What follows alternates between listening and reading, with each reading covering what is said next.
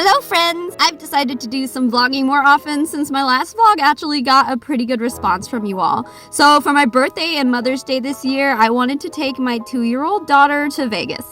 I know what you're thinking, you think I'm insane. But really, when I was younger, my parents used to take us there all the time. You'd be surprised at how much family stuff there is to do. And I was kind of looking forward to spending some time in Vegas that I would actually remember. There's a guy who gave us his poetry book on the Strip. I'm trying to invent. Now that success is evident, Mama, thank you for trying to make me a fine man. Thank you for being... Anyway, I got us 2 nights comped at the Excalibur since I simply can't control my gambling habits. I hadn't thought about this ahead of time, but Sparrow actually got super excited to hear we'd be staying in a castle. I didn't really film much this night since we didn't even arrive until about 10 p.m. Vegas is a 4-hour drive away from Phoenix, so it's really not too bad of a drive, but we couldn't leave until hubby got off work, so we had just enough time to check out our sweet view of the pool and eat some noms before bedtime.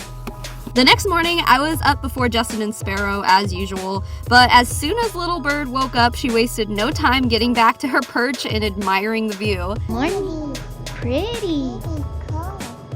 Pretty cars? Do you see the people down at the pool? Then we headed out for breakfast. Half of the reason we come to Vegas is to eat at Hash House A Go-Go. There are a few locations on the Strip, but the wait time is always ridiculous at those spots, so we usually go a few minutes off the Strip to a location off of Sahara. This location is also where an episode of Man vs. Food was filmed. But the food here is seriously worth the drive. I started with an iced coffee. My favorite thing is how massive their straws are. You get a lot of caffeine in per sip. For breakfast, I got their Healthy Start scramble with salmon instead of whatever meat they originally had in there. I can't remember at this point, but it was accompanied by their crispy potato hash. Hubby got Eggs Benedict, which looked like an entire production team had to put it together, and Sparrow got a pancake that was the size of her body. After breakfast, Sparrow insisted on taking pictures with this cow. Next, we went to Mandalay Bay to visit their Shark Reef Aquarium. Personally, I don't think this is the coolest aquarium on the planet. We actually have one back at home that's like way bigger and it has a lot more to do and a lot more to see. But Sparrow loved it regardless, and I think it's a neat experience for kids, especially if you don't have an aquarium in your hometown. They have a jellyfish tank that I wanted to steal and take home with me. I hope that little guy was alright though. They also had a stingray petting exhibit, but poor Sparrow's tiny little baby arms couldn't reach them. And of course, leave it to my child to make friends with kids who we've never met and probably want nothing to do with her. After we spent time with some Sharky boys, we decided to take the tram back to the Excalibur. What's really neat about this hotel is that the entire downstairs area is an arcade with a play area for littler kids. Prior to this trip, I hadn't even realized that the Excalibur had a place like this. It was honestly always a hotel I kind of looked over because I thought all the other hotels were just generally more fun. But I'm really glad we wound up here because it had a lot of kid-friendly stuff going on. And while an arcade is obviously always going to be kid-friendly, I was surprised to find out that the pool at the Excalibur was a great place for kids too. They have 4 pools, and this particular one had a shallow lagoon area for smaller kids, and it was perfect. Not to mention, it was heated, so the fact that the high was only 80-ish, it felt great. Sparrow has always been a little water baby, so this was probably the most fun we had the entire trip. But sun and water will wear you out, so we went back upstairs for nap time. And by nap time, I mean that my husband stayed with Sparrow and I ran down to do a little gambling. I lost over $100. Anyway, after what may have perhaps been the most uneventful casino experience of my life, I went back upstairs to gather the sleepy crew up for dinner. My husband forgot a belt, so I gave him a little sash thing I had. It looked really manly. You're about to see a lot of people wearing it like this, so... We headed to Hennessy's on Fremont Street. It's another one of our favorites, and I rarely ever see this place crowded, which is surprising to me because their drinks are cheap and their food is bomb.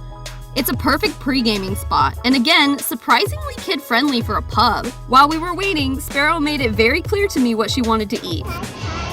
French fries? You want French fries? As her impatience reached its peak, I just drew her a picture of French fries and she covered them in ketchup. After downing a couple of drinks, I left on a bathroom break, and when I came back, I found my child on the floor. Sparrow, let's go. You want to get in your stroller? Do you want to go for a ride? Upon exiting Hennessy's, Sparrow saw the Paw Patrol and we had to go to an ATM to get cash to tip these dudes because she just had to have a picture with them. Mom tip, always have cash in Vegas, even if you aren't expecting to be gambling much. Anyway, Fremont Street is a pretty cool place to bring the family to. There really is a lot to do and see. Be mindful though, some of the entertainers out here may not be the most appropriate for children, but I don't have a problem with people that are considered freaks because I kind of fit in with them, you know? The main attraction is up on the ceiling anyway, and Sparrow could hardly look away. The screen that hangs over Fremont Street is the length of like 5 football fields or something. I think it's supposedly the biggest screen in the world. So while what may be going on the ground may be a little risque, I would still say that there's still plenty of stuff to do for all ages. There's multiple stages with different kinds of artists, bands, DJs, musicians, etc. Although at one point we accidentally turned the wrong way to get back to the parking garage and it was a little scary. But eventually, we made it to our car and back to the hotel, where we got to park on the roof and show Sparrow some of the cool things we could see from there. Earlier in the day, Sparrow found a balloon on the floor of the casino, so to end the night, I got the privilege of snuggling my daughter with said balloon.